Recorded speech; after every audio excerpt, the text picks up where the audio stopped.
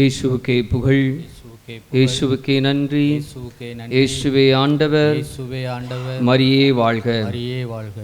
கிறிஸ்து இயேசுவில் பிரியமான அன்பார்ந்த இறைமக்களுக்கு பவளம் சமூக ஊடக பணியத்தின் வழியாக மீண்டும் எங்களுடைய அன்பின் வாழ்த்துக்களை தெரிவித்துக் கொள்கிறோம். அன்பார்ந்த இறைமக்களே, இதுவும் இந்த நேரத்தில் நம்மை ஒன்று கூட வைத்த ஆண்டவருக்கு நாம் நன்றி செலுத்துவோம். ஒரு மனதோடு கண்களை மூடி இந்த நேரத்திலே தூய ஆவியானவரை இந்த தவ காலத்திலே இயேசுவின் கல்வாரி சிலுவையை நாம் அதிகமாக தியானித்து கொண்டிருக்கிறோம். அந்த கல்வாரியிலே ஈட்டியால் குத்தப்பட்டு அந்த ஊற்றிலிருந்து, அந்த விழாவின் ஊற்றிலிருந்து புறப்பட்டு வந்த அந்த தூய ஆவியானவர் இந்த நேரத்திலும் நம்மை நிரப்ப வேண்டும். அவருடைய மகிழ்ச்சியினால், அவருடைய உற்சாகத்தினால், அவருடைய நம்பிக்கையினால் நம்மை நிரப்ப வேண்டும் என்று சொல்லி ஒரு மனதோடு நம்முடைய தூய ஆவியானவரை நாம் மகிமைப்படுத்துவோமா?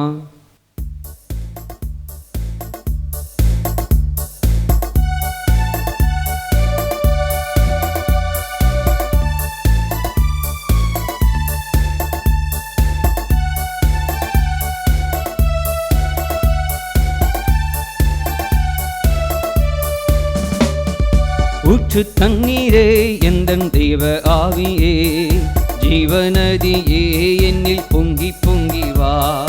ஊற்று தண்ணீரே எந்தன் தேவ ஆவியே, ஜீவநதியே என்னில் பொங்கி பொங்கி வா. ஆசீர்வதியும் என் நேச கர்த்தரே, ஆசீர்வதியும் என் நேச கர்த்தரே, ஆவியின் வரங்களினால் என்னை நிரப்போ, ஆவியின் வரங்களினால் என்னை நிரப்போ. சொல்லுங்க. ஊற்று தண்ணீரே எந்தன் தேவ ஆவியே, ஜீவநதியே என்னில் பொங்கி பொங்கி வா. சொல்லுமா. ஊற்று தண்ணீரே எந்தன் தேவ ஆவியே, ஜீவநதியே என்னில் பொங்கி பொங்கி வா. கண்மலையை பிளந்து வனாந்தரத்திலே கர்த்தாவிவும் ஜனங்களின் தாகம் தீர்த்தீரே. கண்மலையை பிளந்து வனாந்தரத்திலே, ஆமே, கர்த்தாவிவும் ஜனங்களின் தாகம் தீர்த்தீரே. பள்ளத்தாக்கிலோ மாலைகளிலோ, பள்ளத்தாக்கிலோ மாலைகளிலோ தண்ணீர் பாயும் தேசத்தை நீர் வாக்களித்தீரே, தண்ணீர் பாயும் தேசத்தை நீர் வாக்களித்தீரே. உற்சாமா. ஊற்று தண்ணீரே எந்தன் தேவ ஆவியே, ஜீவநதியே என்னில் பொங்கி பொங்கி வா. ஊற்று தண்ணீரே எந்தன் தேவ ஆவியே, ஜீவநதியே என்னில் பொங்கி பொங்கி வா. ஜீவ தண்ணீராம் எந்த நல்ல கர்த்தரே, ஜீவ ஊற்றினால் எம்மை நிரப்பிடுமே. ஜீவ தண்ணீராம் எந்த நல்ல கர்த்தரே, ஜீவ ஊற்றினால் எம்மை நிரப்பிடுமே. கனி தந்திட நான் செழித்தோங்கிட, கனி தந்திட நான் செழித்தோங்கிட. சொல்லுங்க. கனி தந்திட நான் செழித்தோங்கிட, இயேசுவின் கரத்தில் நித்தம் ஜெயம் பெற்றிட, இயேசுவின் கரத்தில் நித்தம் ஜெயம் பெற்றிட. ஊற்று தண்ணீரே எந்தன் தேவ ஆவியே, ஜீவநதியே என்னில் பொங்கி பொங்கி வா. ஊற்று தண்ணீரே எந்தன் தேவ ஆவியே, ஜீவநதியே என்னில் பொங்கி பொங்கி வா. ஜீவநதியே என்னில் பொங்கி பொங்கி வா, ஜீவநதியே என்னில் பொங்கி பொங்கி வா. ஹல்லேலூயா, ஹல்லேலூயா, ஹல்லேலூயா, ஹல்லேலூயா. அன்பின் தூய ஆவியானவரே, இதோ உம்முடைய பிளவுண்ட விழாவின் ஊற்றிலிருந்து புறப்பட்ட அந்த தூய ஆவியானவர் எங்கள் ஒவ்வொருவரையும் இந்த நேரத்தில் ஆளுகை செய்து கொண்டிருக்கிறார். அவருடைய இரக்கம் எங்களை ஆளுகை செய்து கொண்டிருக்கிறது, அவருடைய கருணை எங்களை ஆளுகை செய்து கொண்டிருக்கிறது. அந்த நல்ல மேய்ப்பருக்கு நாம நன்றி செலுத்துவோம், நாம நன்றி செலுத்துவோம். நன்றி. இன்னும் அந்த இயேசு செய்த நன்மைகளை எப்படி நான் பாடுவேன் என்று சொல்லி இரத்தம் சிந்தி மீட்ட அந்த நல்ல தெய்வத்தை அன்பார்ந்த இறை மக்களே, இந்த நேரத்தில் நாம் உணர்ந்து பார்க்க வேண்டிய ஒரு நேரம். அந்த இயேசு இரத்தம் சிந்தி நம்மை மீட்டார், விலையேற பெற்ற இரத்தத்தை கொடுத்து நம்மை மீட்டார். நம்முடைய வாழ்க்கையிலே எண்ணி முடியாத நன்மைகளை அந்த தெய்வம் நமக்கு செய்திருக்கிறார். அந்த நன்மைகளை எல்லாம் இதோ இந்த நேரத்தில் நாம் நினைத்து பார்ப்போம். நினைத்து பார்த்து அந்த இயேசுவை, ஆண்டவரே உம்மை எப்படி நான் பாடுவேன் ஐயா, என்ன சொல்லி நான் துதிப்பேன் ஆண்டவரே என்று சொல்லி அந்த நல்ல தெய்வத்தை நாம் மகிமைப்படுத்துவோமா? நன்றி.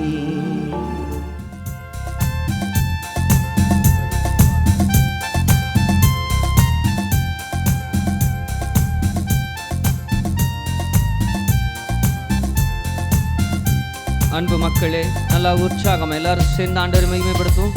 எப்படி நான் பாடுவே, என்ன சொல்லி நான் துதிப்பேன், சொல்லுங்க. எப்படி நான் பாடுவே, என்ன சொல்லி நான் துதிப்பே, இரத்தம் சிந்தி மீட்டவரே,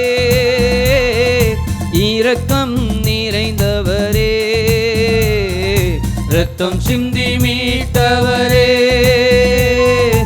இரக்கம் நிறைந்தவரே, ஐயா இரக்கம் நிறைந்தவரே, ஐயா இரக்கம் நிறைந்தவரே, உம்மை எப்படி நான் பாடுவே, என்ன சொல்லி நான் துதிப்பே, இயேசுவை எப்படி நான் பாடுவே, அம்மே என்ன சொல்லி நான் துதிப்பே, அபிஷேகித்து அணைப்பவரே, ஆறுதல் நாயகரே, அபிஷேகித்து அணைப்பவரே, ஆறுதல் நாயகரே, ஐயா ஆறுதல் நாயகரே, எங்கள் ஆறுதல் நாயகரே, உம்மை எப்படி நான் பாடுவே, என்ன சொல்லி நான் துதிப்பே, உம்மை எப்படி நான் பாடுவே, என்ன சொல்லி நான் துதிப்பே, உந்தன் பாதம் அமர்ந்திருந்து ஓயாமல் முத்தம் செய்கின்றே, உந்தன் பாதம் அமர்ந்திருந்து ஓயாமல் முத்தம் செய்கின்றே, ஐயா ஓயாமல் முத்தம் செய்கின்றே, ஐயா ஓயாமல் முத்தம் செய்கின்றே, உம்மை எப்படி நான் பாடுவே, என்ன சொல்லி நான் துதிப்பே, இயேசுவை எப்படி நான் பாடுவே, என்ன சொல்லி நான் துதிப்பே, என்னை விட்டு எடுபடாத நல்ல பங்கு நீர்தானையா, சொல்லுங்க மக்களே. என்னை விட்டு எடுபடாத நல்ல பங்கு நீர்தானையா,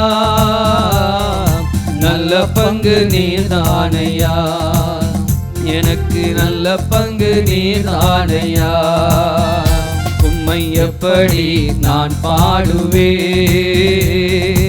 என்ன சொல்லி நான் துதிப்பே, இயேசுவை எப்படி நான் பாடுவே, என்ன சொல்லி நான் துதிப்பே, உம்மை என்ன சொல்லி நான் துதிப்பே, உம்மை என்ன சொல்லி நான் துதிப்பே, உம்மை என்ன சொல்லி நான் துதிப்பே. ஆமன் பார்ந்த மக்களே, நம் ஆண்டவர் நமக்கு செய்திருக்கிற நன்மைகள் சொல்லி முடியாத நன்மைகள், எண்ணிலடங்காத நன்மைகளை செய்திருக்கிறார். எனக்காக மனிதனாய் இறங்கி வந்து என்னுடைய பாவங்களை சுமந்து, என்னுடைய சாபங்களை சுமந்து, என்னுடைய நோய்களை ஏற்றுக்கொண்டு சிலுவையில் அவர் நமக்காக பலியானார். அந்த பரிசுத்தமுள்ள இரத்தத்தை சிந்தி நம்மை மீட்டெடுத்தார். அந்த நல்ல தெய்வம் செய்த நன்மைகளை எப்படி எப்படி ஆண்டவரே நான் பாடுவேன். இன்னும் அதிகமாக, இன்னும் அதிகமாக ஆண்டவரை தொடர்ந்து நாம் ஆராதிப்போம், மகிமைப்படுத்துவோம். ஆண்டவர் தொடர்ந்து நம்மை வழி நடத்துவாராக. எல்லாம் இயேசுவின் திருப்பெயரிலே வேண்டி பெற்றுக் கொள்ளுகிறோம். வாழ்கின்ற நல்ல தந்தையே, ஆமென். சிறந்த முறையிலே குரல் எழுப்பும் சிலுவை இரத்தம் நீர் சிந்தினீரே, இரத்த கோட்டைக்குள் வைத்து கொண்டு, இரத்த கோட்டைக்குள் வைத்து கொண்டு, எதிரி நுழையாமல் காத்து கொண்டீர், எதிரி நுழையாமல் காத்து கொண்டீர். நன்றி தகப்பனே,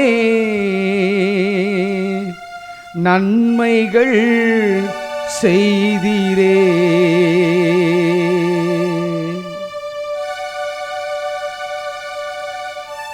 ஆண்டவராம் இயேசு கிறிஸ்துவில் எனக்கு அன்பிற்குரிய சகோதர சகோதரிகளே,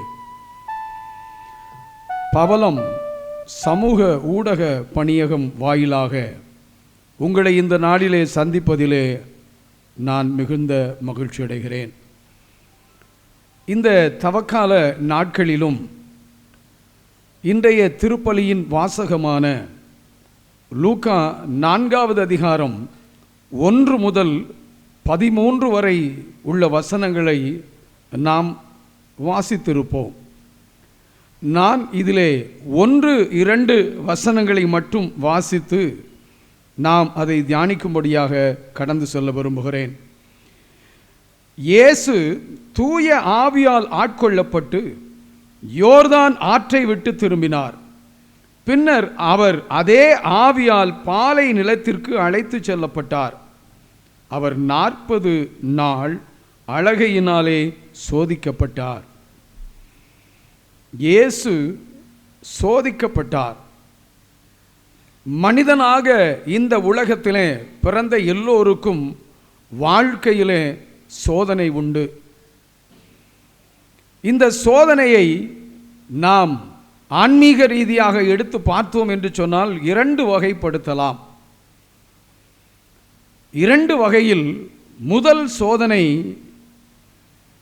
நம்பிக்கை உறுதியாக உள்ளதா, இறை அன்பிலே நாம் உறுதியாக இருக்கிறோமா என்பதை இறைவன் அறிந்து கொள்ள ஆண்டவர் பாடுகள் வழியாக, வேதனைகள் வழியாக, துன்பங்கள் வழியாக நம்மை சோதித்து அறிகிறார்.